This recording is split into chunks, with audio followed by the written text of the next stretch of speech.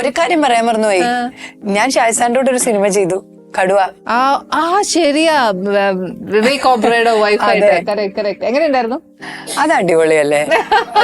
അത് ഗംഭീര എക്സ്പീരിയൻസ് ആയിരുന്നു. ഏട്ടനോട് ഫസ്റ്റ് ടൈം അല്ലേ? ഫസ്റ്റ് ടൈം ആണ് സാറിന്റെ. അതൊരു കുഞ്ഞേ ക്യാരക്ടർ ആയിപ്പോ ഇപ്പൊ ഒരാട്ടോ. അപ്പൊ സാറിന്റെ അടുത്ത് പറയൂ എനിക്കൊരു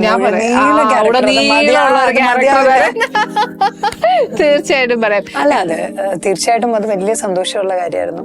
ഓഫ്കോഴ്സ് ഒരു എന്താ പറയാ, വിവേകിന്റെ ജിനു വളരെ അടുത്ത സുഹൃത്താണ്. അതെ, ജിനുവാണ് എന്നെ സിനിമയിലേക്ക് വിളിക്കുന്നത്. ഓ അത് ശരി, ജിനുവാണ് സിനിമയിലേക്ക് വിളിക്കുന്നത്. മറ്റേ വിവേകുമായിട്ട് വർക്ക് ചെയ്തപ്പോ അതൊരു ഭയങ്കര എന്താ പറയാ, അതിനി എന്റെ ലൈഫില് എന്റെ കരിയറിൽ നടക്കുമെന്ന് പോലും അറിയില്ല.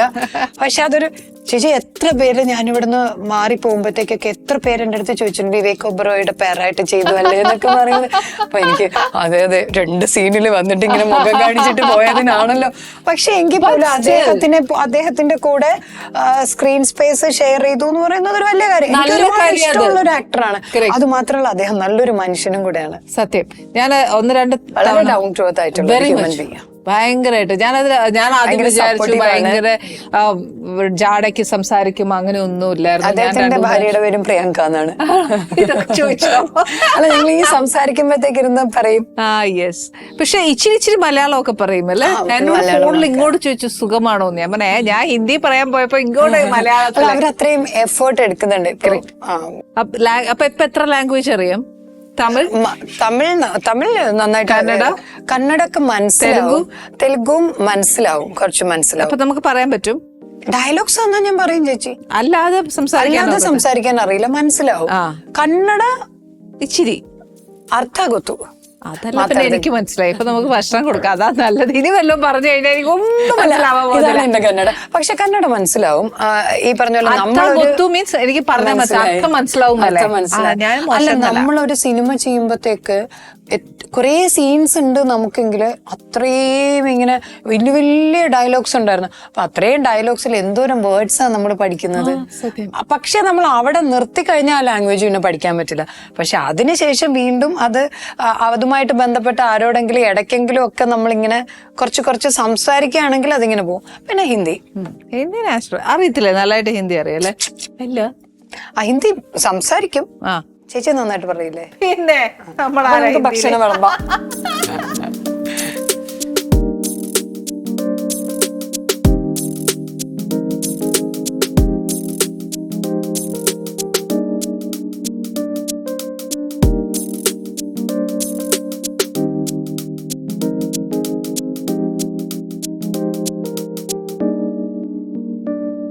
ഇരുപത് സ്നേഹവർഷങ്ങളുടെ ആത്മബന്ധങ്ങളിലൂന്നിയ നിറവിശ്വാസത്തിന്റെ പ്രേക്ഷക ഹൃദയങ്ങളിലേക്ക് അമൃതം നൽകുന്ന സല്ലാപ വിരുന്ന്.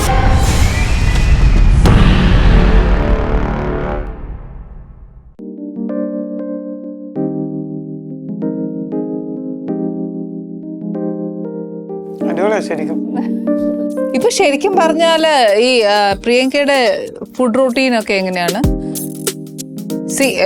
കംപ്ലീറ്റ് കട്ട് ചെയ്തിട്ടില്ല. കാർബ് കുറവാ, കാർബോഹൈഡ്രേറ്റ് കുറവാ. ഷുഗർ കട്ട് ചെയ്തു, വൈറ്റ് ഷുഗർ എടുക്കലില്ല. ഞാനിപ്പോൾ 3-4 years ആയിട്ട് വൈറ്റ് ഷുഗർ ഇല്ല. ഞാൻ മധുരം കഴിക്കില്ല എന്നില്ല. ഞാനങ്ങനെ പട്ടിണി കിടക്കാറൊന്നുമില്ല. ഭക്ഷണം കഴിക്കണമെന്ന് തോന്നിയാൽ ഞാൻ കഴിക്കും. അപ്പൊ ഇന്നൊരു ദിവസം ഞാൻ ഒത്തിരി ഭക്ഷണം കഴിച്ചെങ്കിൽ അടുത്ത ദിവസം അതിനനുസരിച്ച് എന്റെ വർക്കൗട്ട് അടുത്ത 2-3 ദിവസങ്ങളിൽ കൂട്ടുക ചെയ്യുന്നത്. പക്ഷെ ഇതിപ്പോ ഒരു പ്രോജക്റ്റ് ആയതുകൊണ്ടാണ് കുറച്ച് ഞാനൊന്ന് ഇറുക്കി പിടിക്കുന്നത്. പിന്നെ ഒത്തിരി അങ്ങനെ ഫ്രൈഡ് ഐറ്റംസും അങ്ങനെ എന്താ പറയാ, ഇങ്ങനെ ഫാറ്റി ആയിട്ടുള്ളത് ജങ്ക് ഫുഡ്സ് ഒക്കെ കഴിവതും ഒഴിവാക്കുക. ഇത്രയൊക്കെ ഉള്ളൂ. വീട്ടിലുള്ള എനിക്ക് ഏറ്റവും ഇഷ്ടം ഉച്ചയ്ക്ക് ഇപ്പൊ രാവിലെ ഉണ്ടാക്കുന്ന ബ്രേക്ക്ഫാസ്റ്റ് ഇഡ്ഡലിയോ ദോശയോ ഒക്കെ ആണെങ്കിൽ ക്വാണ്ടിറ്റി കുറവായിരിക്കും. 3 മീൽ എന്നുള്ളത് 5 മീലോ 6 മീലോ ഒക്കെ കഴിക്കും. ഉച്ചയ്ക്ക് ചോറ് ഇച്ചിരി ഉണ്ടാവുള്ളൂ. പക്ഷെ കറികളല്ല, വെജിറ്റബിൾസ് കഴിക്കാൻ. നല്ലൊരു ഡയറ്റ് എടുക്കുവാണെങ്കിൽ ചോറ് കറി പോലെ എടുത്തിട്ട് കറികളെ ഒത്തിരി. ഞാൻ എപ്പോഴും എന്റെ ഭക്ഷണ രീതി അങ്ങനെയാ. ചോടിച്ചിരേ ഉണ്ടാവുള്ളൂ, കറികളെല്ലാം ഉണ്ടാവും, തൈരുണ്ടാവും. മീനോ ഇറച്ചിയോ മുട്ടയോ ഒക്കെ പ്രോട്ടീന് വേണ്ടിയിട്ട് ഞാൻ അത് ഉപയോഗിക്കുന്നത്. കഴിവതും പ്രോട്ടീൻ പൗഡർ അങ്ങനെ പോകാറില്ല. അത് വേണ്ട.